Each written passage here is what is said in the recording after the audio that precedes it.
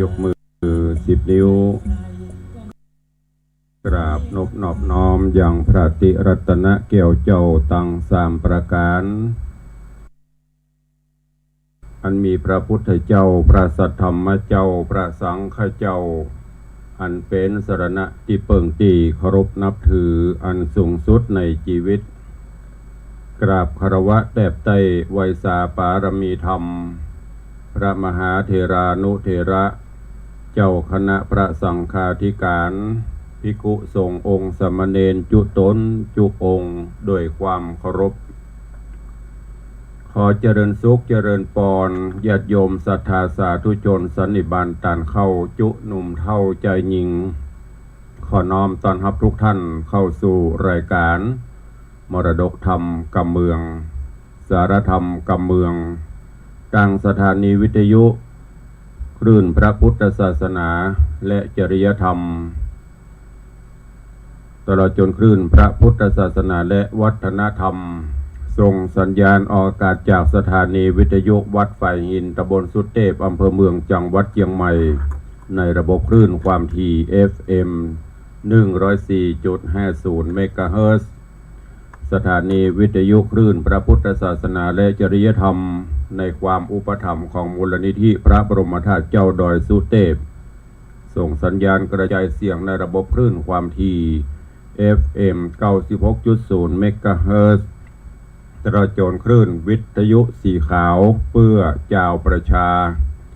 ในเมตตาของท่านเจ้าอาจารย์พระครูอภิวัฒนวิกรมและผู้อำนวยการสถานีวิทยุคลื่นสีขาวในเครือข่ายทุกสถานีพร้อมกันนี้ก็ขอยกมือ10 นิ้วกราบถวายการต้อนรับและเจริญพรต้อนรับครูบาอาจารย์ญาติโยมสถานบุญที่ได้เข้ามาติดตามรับชมรับฟังทั้งภาพและเสียงการไลฟ์สดทางเฟซบุ๊กไลฟ์สถานีมรดกธรรมวัดวังสิงห์คำทางทีวีวัดฝ่ายหินทาง104ธรรมะใครเครียดหน้าจอเฟซบุ๊กไลฟ์ของท่านอาจารย์พระครูสมุวิศวัตวรกิจโจทางธรรมะภาคเหนือแล้วก็หลายๆคลื่นหลายๆช่องที่ FC แฟนรายการได้กดแชร์กดไลค์ไปก็ดีรายการนี้ดำเนินโดยกล่าวกับผมอาตมภาพพระครูวิสิตศิลาภรณ์เจ้าคณะตำบลป่าแดดเจ้าอาวาสวัดวังสิงห์คำตำบลป่าแดดอำเภอเมืองจังหวัดเชียงใหม่เป็นผู้ดำเนินรายการ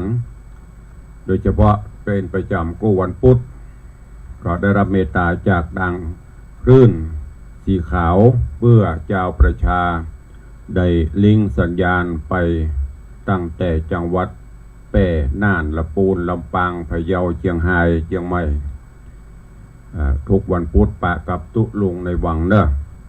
ปะกันวันนี้อากาศก็ยังอึมครึมบางวันก็เป่งไม่ใช่วัน2 วันก็ครึมแต่บางทีก็มีฟ้าฝนยันตะวานี่ประมาณตี 4 ตี 5ฝนฟ้าก็หลั่งลงมาเหกำภาคกลางวันก็เป่งเสล่อากาศจะนี้ยามเมื่อวันก็ฮ้อนแต่เนอะว่าเราว่าอยู่ในภาวะของโลกร้อนอย่างนี้มีโยมให้เยอะอย่างตู้ลุงจำมาได้ก็ทำให้ร่างกายเราต่างหลายเนอะ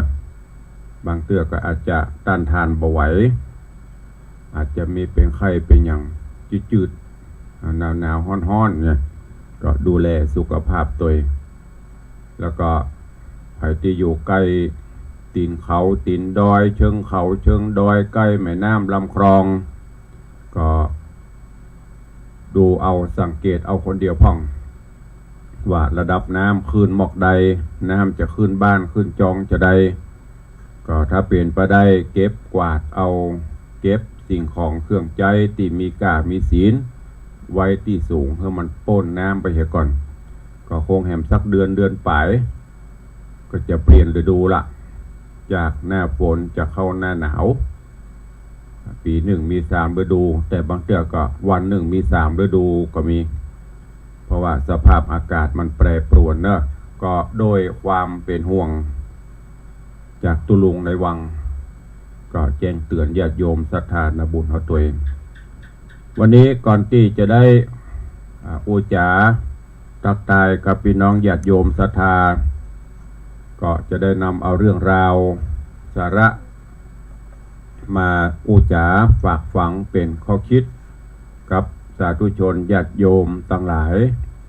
ปกติแล้วก็จะเป็นการเทศนาธรรมแบบพื้นเมืองแต่ว่าดังที่ได้แจ้งไปทุกวันพุธนั้นเราปะกันสัปดาห์ละ1 ชั่วโมงในคลื่นของวิทยุสีขาวครั้นตุลุงจะเทศนาธรรมพี่น้องต่างคลื่นสีขาวก็จะได้ฟังกันบัดทั่วดังนั้นก็เป็นบรรยายเหวันหนึ่งในสัปดาห์เนาะใกล้เดือน12เพ็งเข้ามาแล้วเด้อเตรียมเนื้อเตรียมตัวเตรียมปัจจัยที่จะทำบุญสุนทานวันบุพเปตพีตัวเองก็เดี๋ยวท้ายรายการก็ค่อยมามาจ่ากัน วันนี้จะได้นำเอาข้อคิดเรื่องราวบะเก่าบะเดิมข้อห้ามของสตรีมีคันหรือไม่หญิงที่มีท้องเอามาเล่าจ่าให้ทุกท่านได้รับฟังกันเพราะว่าธรรมะก็ดีอย่างก็ดีนั้นเขาก็ฟังกันมาตั้งแต่มืดละก็เดี๋ยวหลังจากจบรายการตุลุงก็จะมีรายการธรรมะต่างๆไปตลอดวันตลอดคืนดังนั้นก็ ตุลุงก็เลยจะเอาข้อคิดสั้นๆมาจ๋าแต่ข้อห้ามปัจจุบันนี้เราจะบ่ค่อยหันละเมื่อก่อนนั้นไม่ยิงหรือแม่เฮาอีกตีปีต้องประมาณนี้เพิ่นจะปฏิบัติอย่างเคร่งครัดหรือการกินการว่าเพิ่นก็จะกำกิน ละอ่อนประเดี๋ยวว่าใดบ่กำกินแล้วใจไปยายกินตุลุงมันก็ต้องกำกินคำว่ากำกินนั่นก็คือเพิ่นจะงดเว้นอดอาหารโดยเฉพาะแม่มารหรือว่าแม่หญิงที่เพิ่นมีต้องมีคันจะต้องงดอาหารต่างๆเผ็ดเค็มหวานหมูนี่เพราะลูกในท้องกับแม่ต้องกินที่เดียวกันผ่านสายสะดือเปิ้นกลัวจะเป็นอันตรายกับลูกในท้องเปิ้นจึงมีข้อห้ามต่างๆดังนั้นตุลุงจะเอาเรื่องราวของข้อปฏิบัติของแม่หญิงมีคันมามาจ่าฮือกับทุกท่านเพิ่นบอกว่าการรักษาท้องรักษาคันในระหว่างที่เฮามานเฮาไม่มานหรือว่ามีลูกนั่นน่ะในระหว่างที่ต้องตั้งคันมีคันตั้งแต่หูว่าเริ่มจะมีลูกน้อยมาปฏิสนธิในท้องในคันละเพิ่นก็จะเริ่มดูแลตัวระมัดระวังตัวให้ดีโดยเฉพาะตั้งแต่เรื่องอาหารการกินที่เคยกินบอกว่าจะเป็น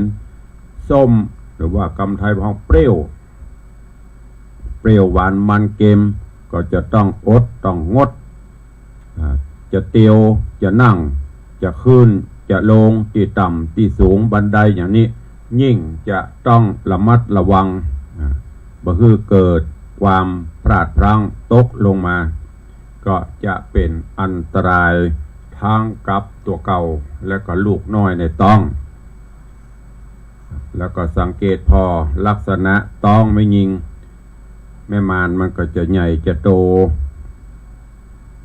ก็ยังเป็นสิ่งที่จะต้องตายโดยก่อนนี้เพิ่นพอท้องหรอว่าไม่ยิงว่าลูกในท้องจะเป็นไม่ยิงจะเป็นพ่อใจถ้าท้องยื่นแหลมหรือว่าเลี่ยมออกมานั้นเพิ่นว่าลูกจะเป็นพ่อใจถ้าลักษณะท้องแบนเพิ่นว่าจะเป็นไม่ยิงอันนี้เมื่อก่อนวิวัฒนาการทางการแพทย์มันบ่เจริญเหมือนประเดียวก็จะต้องอาศัยการสังเกตสังกาทดสอบทดลองพินิจพิเคราะห์เพิ่นจึงจะประมวลเอามาแต่ปัจจุบันนี้สิ่งเหล่านี้จะบ่ค่อยหาละเพราะวิวัฒนาการทางการแพทย์อย่างต่างๆมันเจริญรุ่งเรืองขึ้นแต่ว่าจะได้ก็ตามจะไปละ ของเก่าจะไปเมาของใหม่เราสังเกตพอละอ่อนประเด็นถ้ามีต้องมีอย่างนี้จดหมด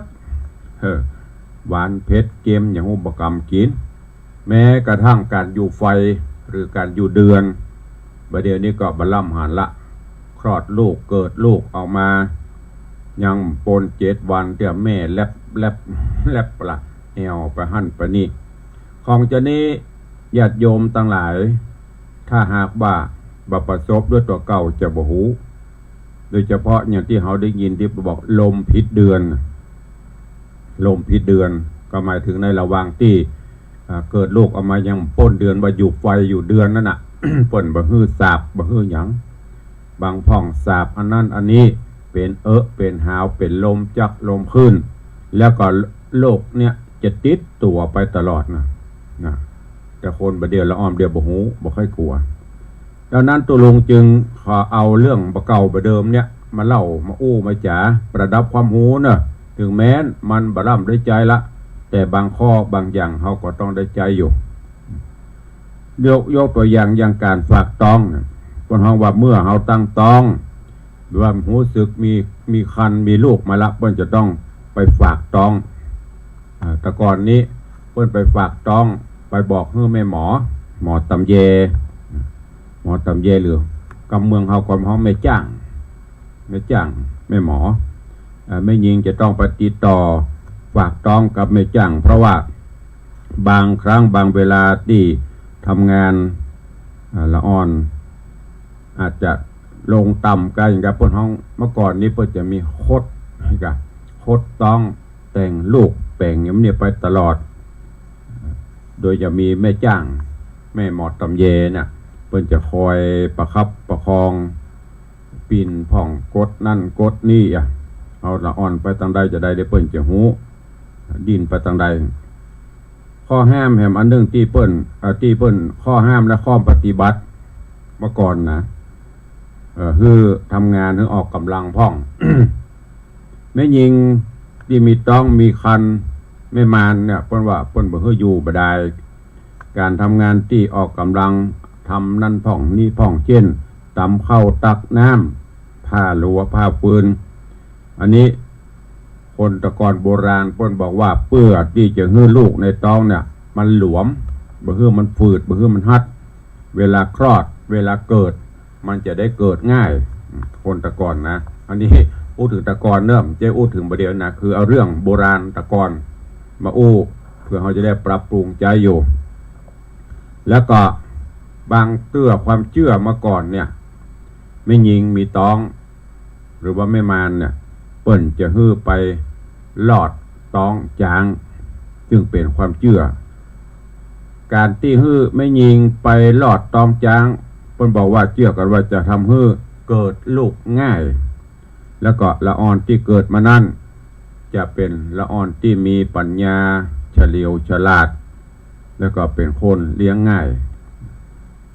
ทีนี้มาอู้ถึงข้อห้ามของไม่ยิงสตรีมีครรภ์หรือไม่ยิงมีต้องกำเมืองเฮาไม่มานข้อห้ามต่างๆนั่นก็คือ 1. ห้ามลอดหัว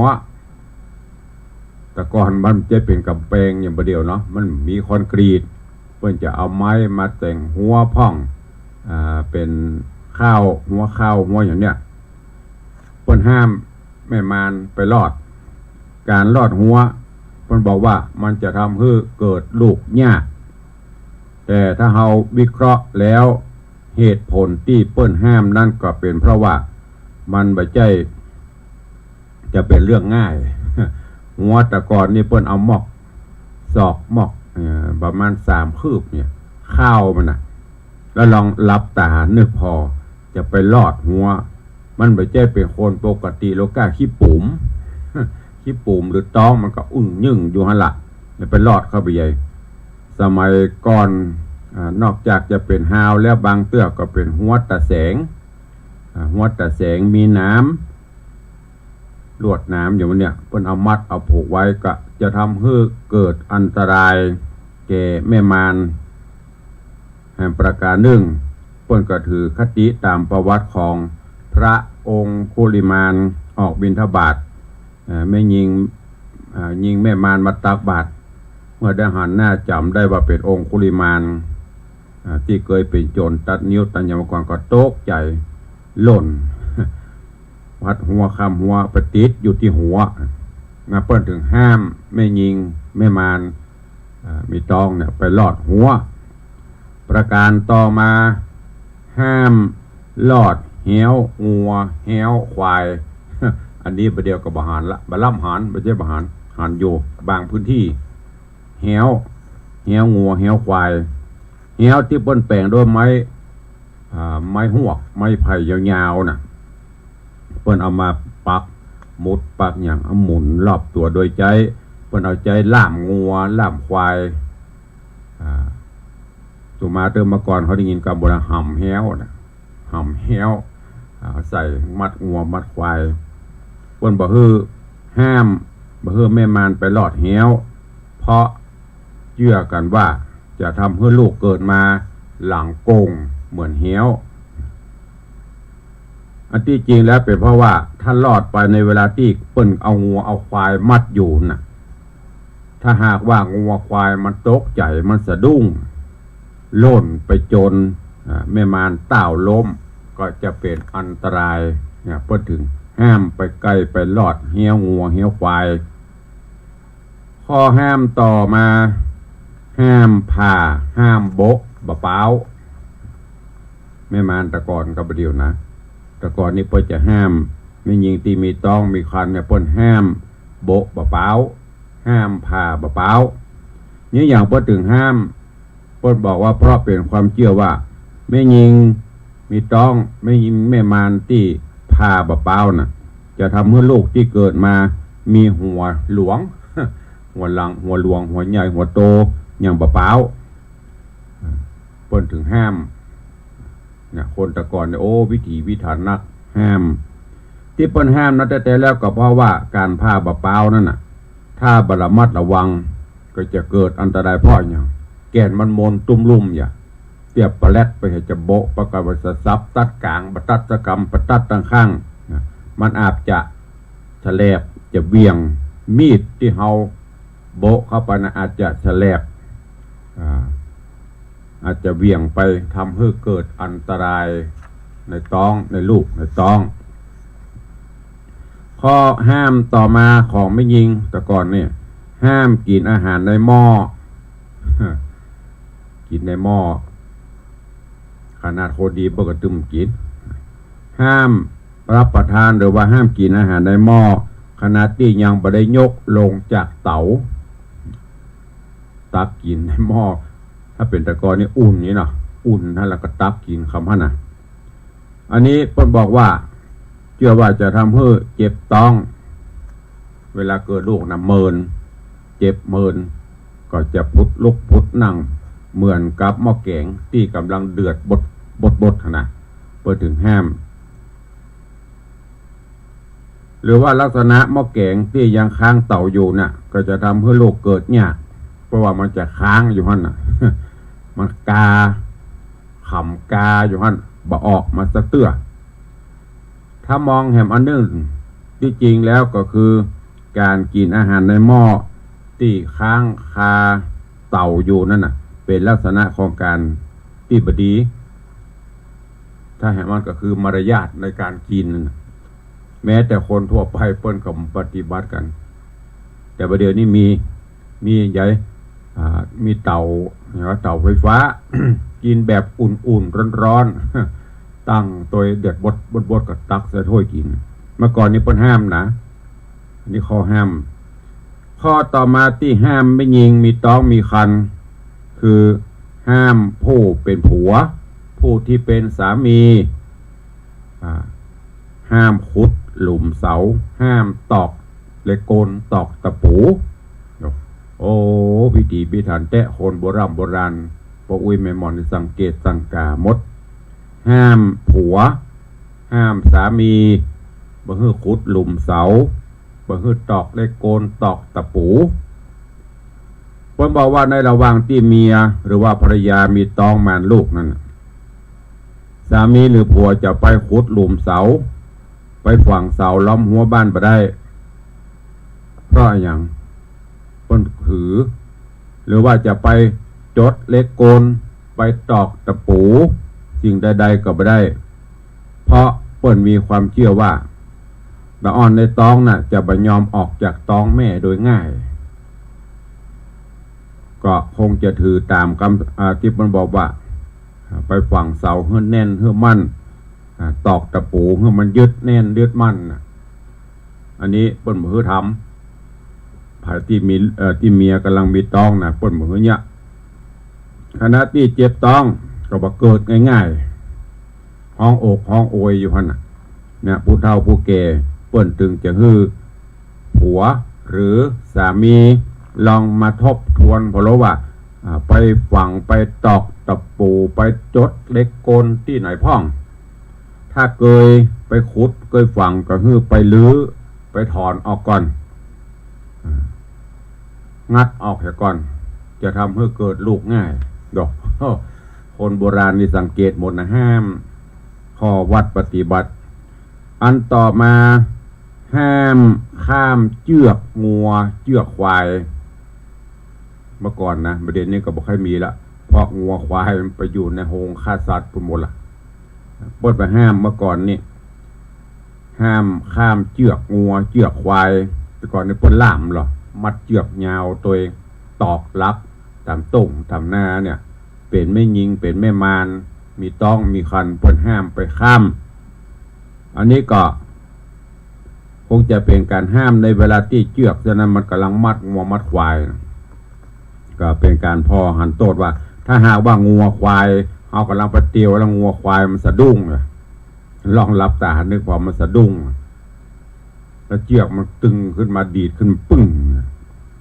จังหวะที่เขากำลังจะข้ามพอดีมันก็จะไปสะดุดหกล้มเต้าเกิดเป็นอันตรายกับแม่กับลูกในท้องตัวอันนี้เปิ้นห้องว่าเปิ้นห้ามคนสมัยก่อนนะเปิ้นถือเปิ้นบ่ฮื้อแม่มารสตรีแม่คันนะไปข้ามข้อห้ามต่อมา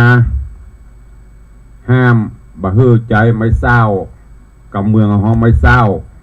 กำไทยห้องไม่สวยไม่เศร้าไม่สวยมันเนี่ยการห้ามใจไม่เศร้าไม่สวยไปแม่นผืดพักผลไม้ที่มันอยู่ที่สูงไม่แง่มแต่ก่อนนะว่าไม่หวกมาแปลงเพราะไม่เศร้าแตนสำหรับสีสำหรับแม่นลูกไม้หัวมันเนี่ยที่มันอยู่ที่สูงเป็นห้าม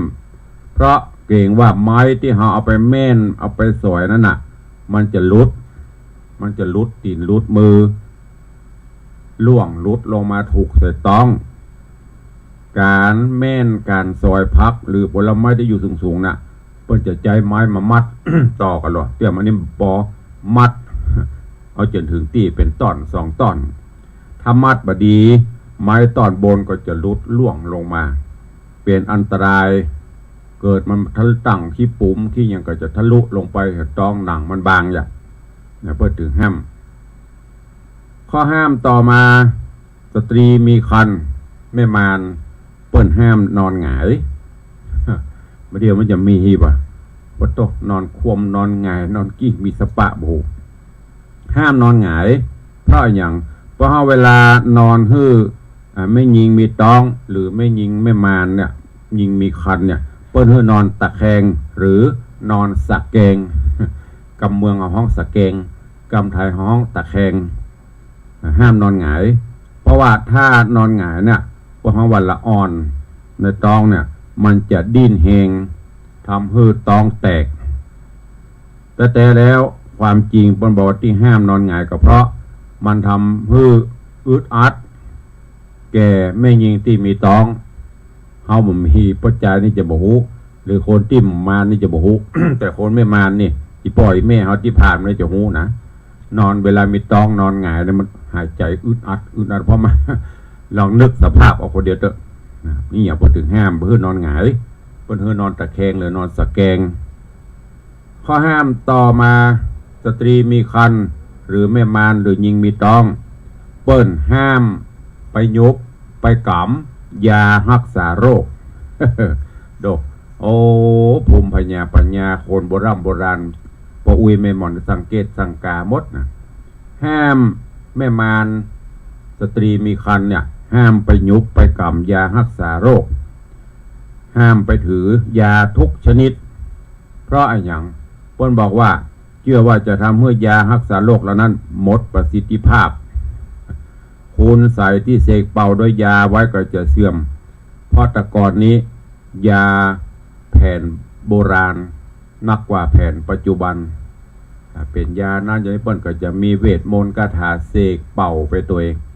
เปิ้นเลยบ่ฮื้อไม่ยิงไปกำถ้าไม่ยิงไปกำก็จะทำให้มนต์ขลังเวทมนต์ต่างๆที่ปหมอที่ครูบาอาจารย์เปิ้นเสกเปิ้นเป่านั้นมันจะคลายมนต์ไปเนี่ยเปิ้นถึงบ่ฮื้อไปยุบไปกำอย่างสักอย่างข้อห้ามต่อมาอันนี้จะหันอยู่ อันนี้หันอยู่ตำบลนอกหอกนาเฮาห้ามไปตักไปต่อห้ามไปทักทายคนที่เปิ้นกำลังออกเสาะว่าหากิน อันนี้หันตลอดมันถ้าว่าก็ไม่มานหันตู้เจ้ามาบินหน้าเขาจอกบ่ล่ะขณะที่กระบ้องกำลังจะไปจอมเบ็ดจะไปตอดแหจะไปหันไปนี่หันใส่แม่มานเนี่ยหวายปิกทันทีมไปละเขาว่าอย่างกำเมืองเขาแกน หันตู้เจ้าอย่างอันเตียตุลุงกำลังเตียวไปนะวัดไอหมูจอมเบ็ดมันหันเขาเตียวมันหวายบินหน้าเขาจอก ห้ามไปตักไปตายคนที่เปิ้นกำลังไปเสาะว่าหากินการไปทำมาหากินนี่หมายถึงการไปเสาะปูเสาะป่าไปกาไปขายหรือไปเสี่ยงโจกเสี่ยงใจเสี่ยงโจกเสี่ยงลาบเปิ้นบอกว่าถ้าแม่มารหรือสตรีมีครรภ์หรือไม่ยิงแม่มารไปตักเมื่อก่อนจะทำให้คนเหล่านั้นบ่พอใจเนอะเพราะเชื่อว่าเมื่อแม่มารมาตักมาตายแล้วจะทำให้ไปเสาะว่าหากินนะมันแกน แกนก็คืออับโชค กรรมไทยเขาอับโชคกรรมเมืองเขามันแกนมานั่งเตอะวันค่ำถึงมาได้มันจะไปขายครัวไปปะใส่มันปะเตอะมันไปเชื่อกันน่าเชื่อเนอะสิ่งเหล่านี้นะ เปิดขายกันโลตัดตัวเก่านี่ยังไม่ได้ขายสักอย่างไปจอมเบสกับคนได้กับควิดเอาติ๊กอัตราตัวเก่ามันยังบ่กินสักตัวเพราะนึกไปนึกมาไปปะไม่มานเนี่ยในนี้จะเท็จจริงแค่ไหนก็ไม่รู้นะเพราะว่าตัวลุงบอกเคยไปอันนี้เป็นความเชื่อ ที่มีมาแต่โบราณจะไปตักไปตายบนเนื้อหูตัวเนอะแต่ตาอ่อนเดียมันบอกว่ามันมีต้องตักไปเลยอ่ะ โอ้ยจะไปที่ไหนไอ้จะไปที่ไหนอ่ะก็ฟังแล้วจำไว้ตัวเองรู้ตัวว่าเราคือผู้มีคันกำเมืองต้องกำเมืองเขาเพราะว่าไม่มานมีต้องขี้ปุ่มอึ่งยึ่งน่ะมันบอกว่ามันเข้าไปหากำว่ามานหรือแม่มานเนี่ยอันนี้เขาว่ามานเนี่ยมันถึงขัดขวางกูอย่างหรอกเพราะว่าหากินกับบดีนี่อย่างกับบดีไปขัดโจกขัดใจเปิ้นเพราะฉะนั้นห้ามเวลาหันเปิ้นจะไปกล้าไปขายถ้าเขาหันเปิ้นมาเขาก็ลบเหรอรู้ตัวเองลบมอบเหรอก่อนเพื่อปนไปจะไปยืนตักเปิ้นจะไปจอมเบสกายน่ะจบเลย ดีเขาจะเอาเบสโกกหัวเนอะหูตัวเอาอันต่อมา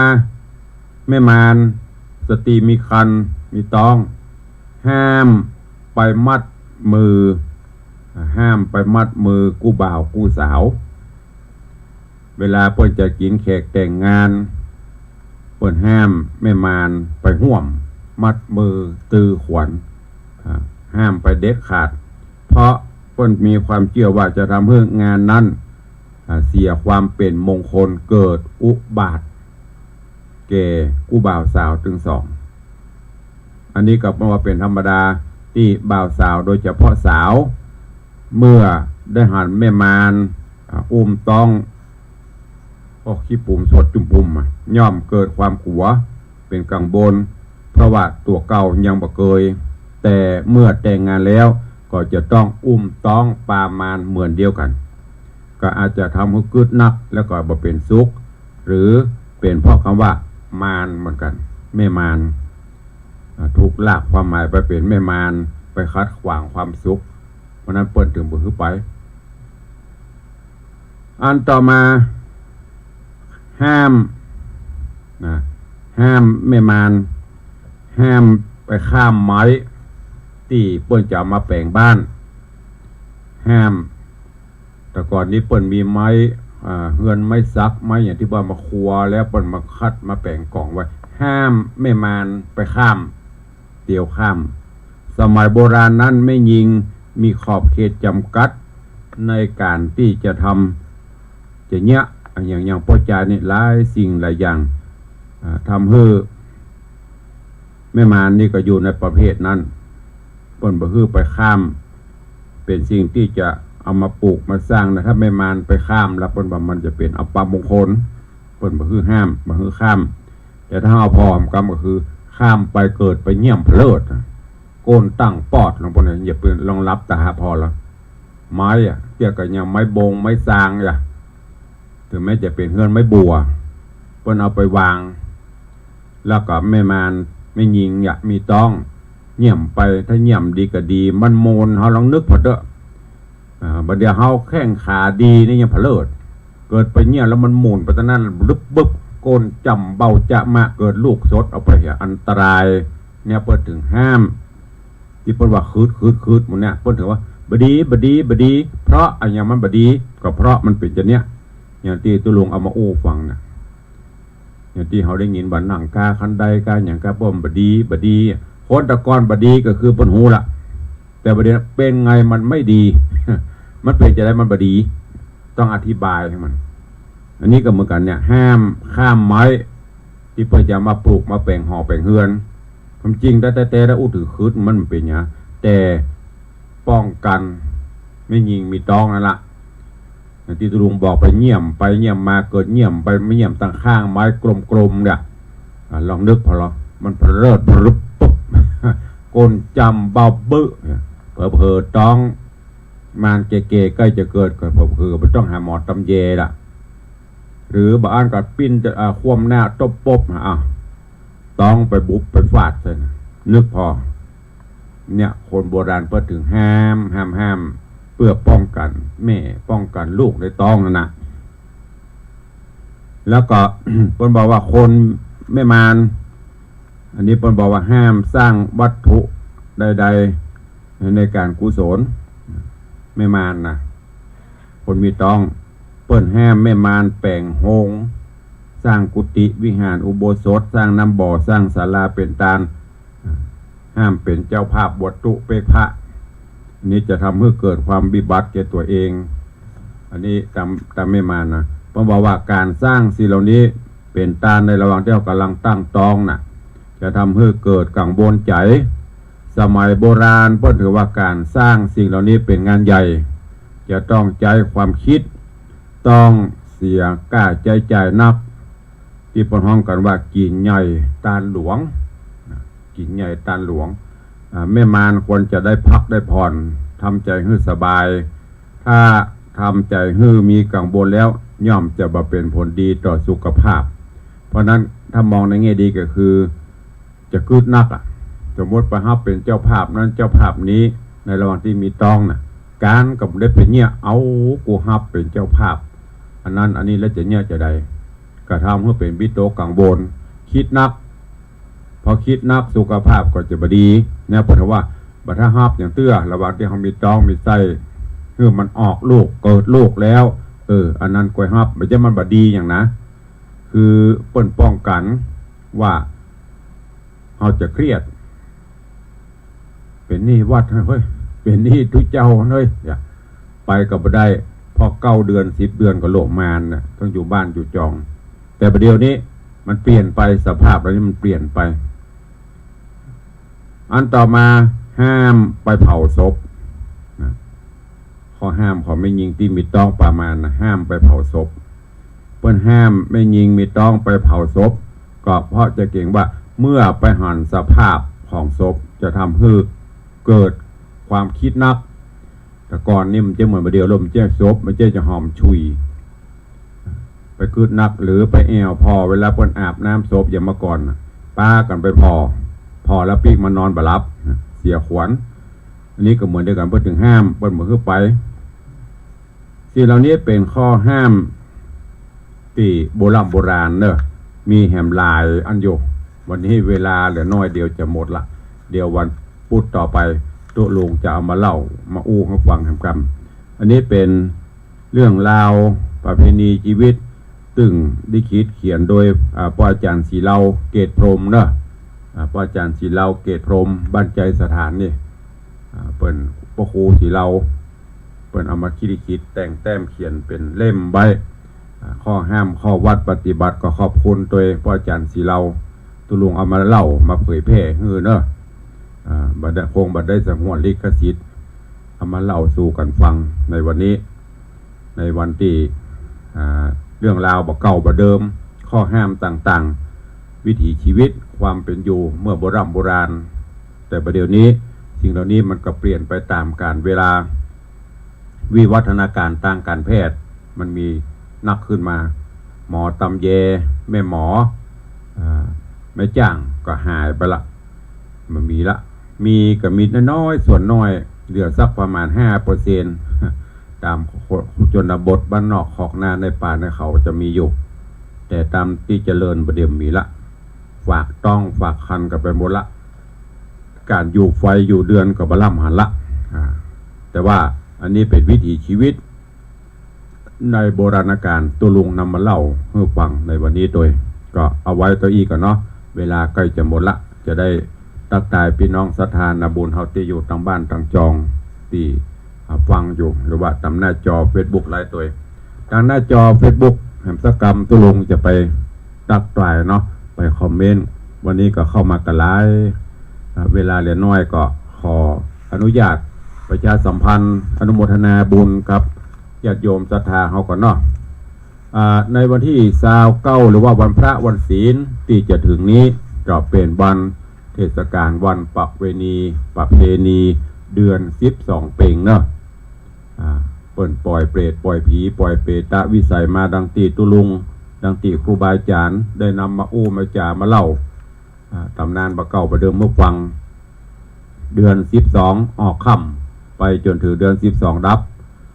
เปิ่นจะปล่อยดวงจิตวิญญาณนี้ตามคติความเชื่อเนอะเพราะว่ามีแต่คนก็ยกเอาตัวอย่างเปรตของพระเจ้าพิมพิสารนะ พระเจ้าพิมพิสารคือตาลปรากฏว่าเปตะวิสัยอันเป็นพระประยุรญาติมาปรากฏสิ่งเหล่านี้จนมาถึงประเดี๋ยวนี้เฮาบอกโหป่อแม่ปิตามารดาครูบาอาจารย์เฮา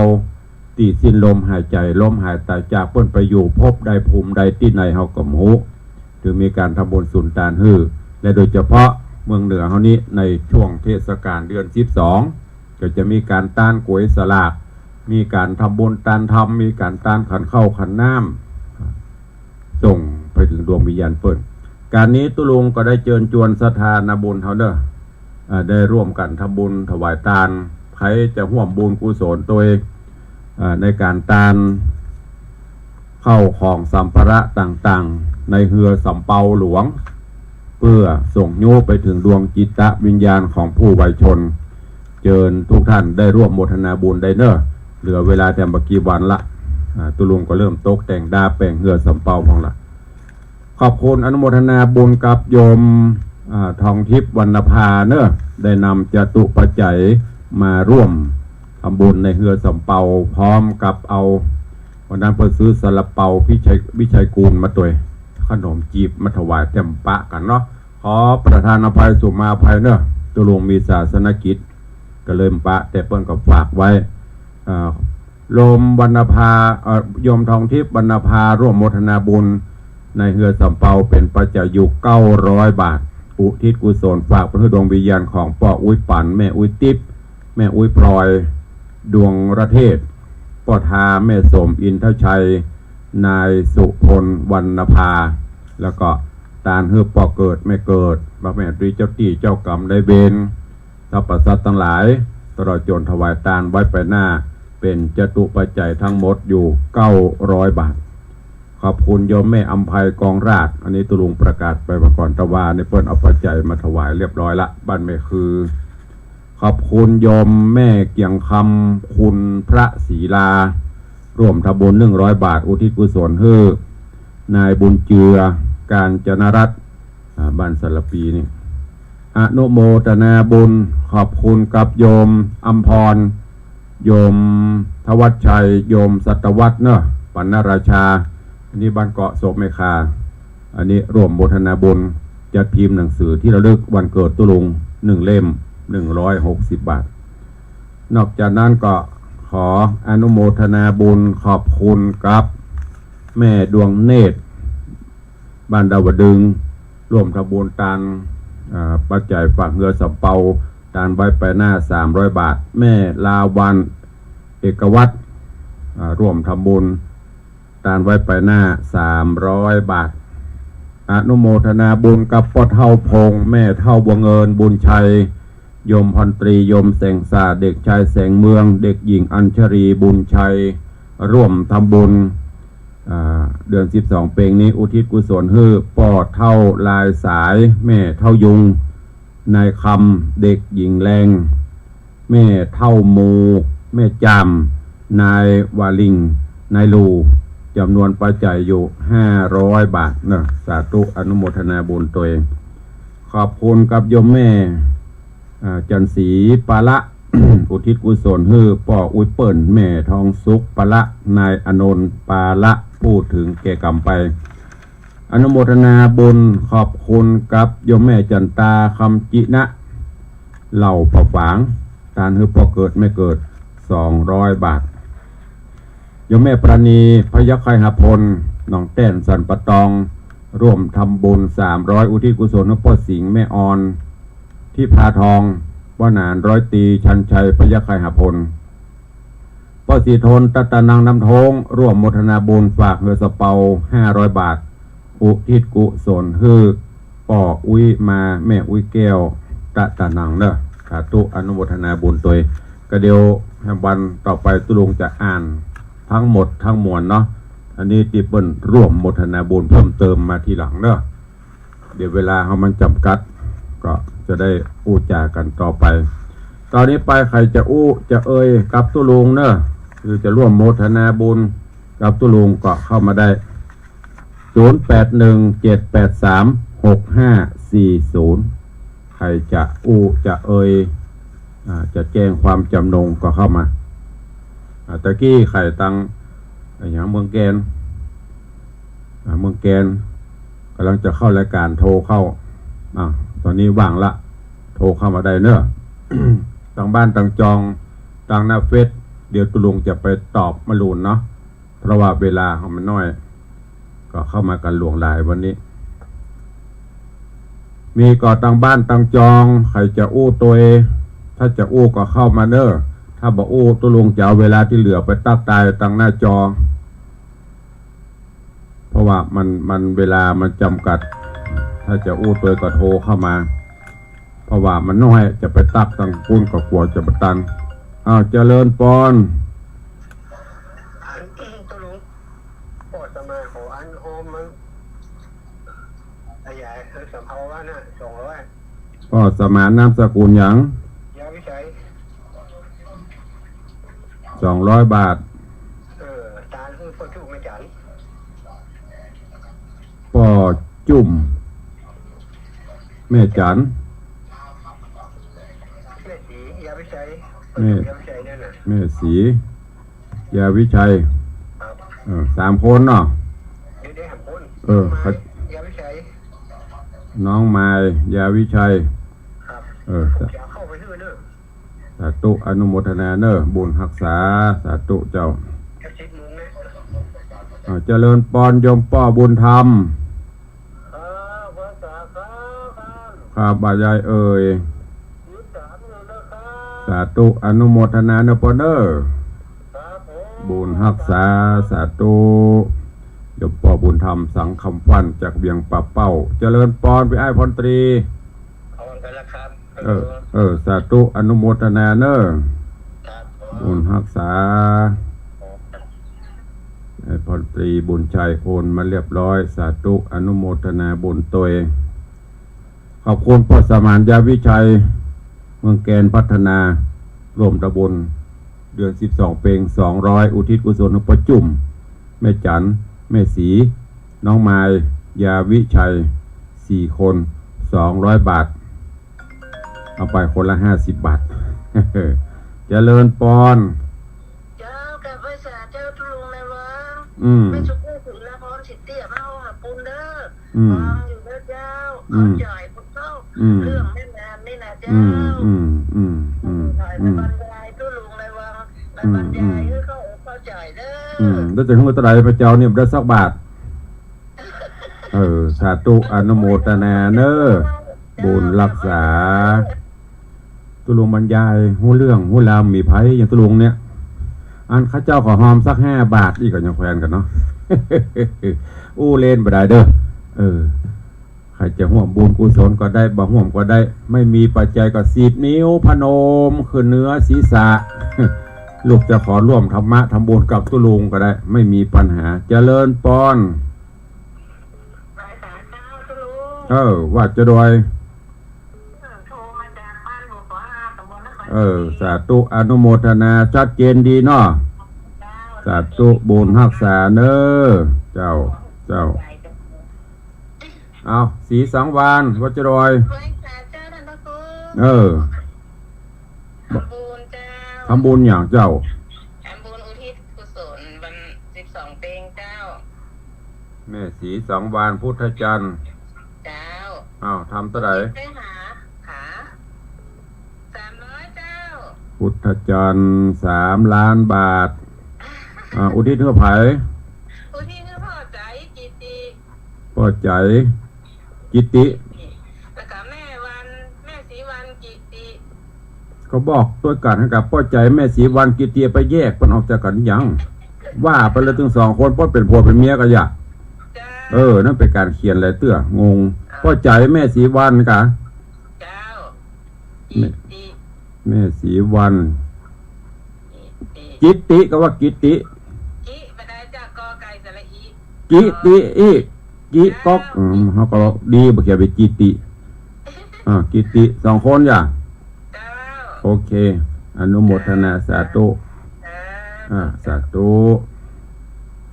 เวลาพักเป็นผัวเป็นเมียบอกลวดไปเลยจะได้เขียนง่ายเจริญปอนเจริญปอนบ่ใดฮะ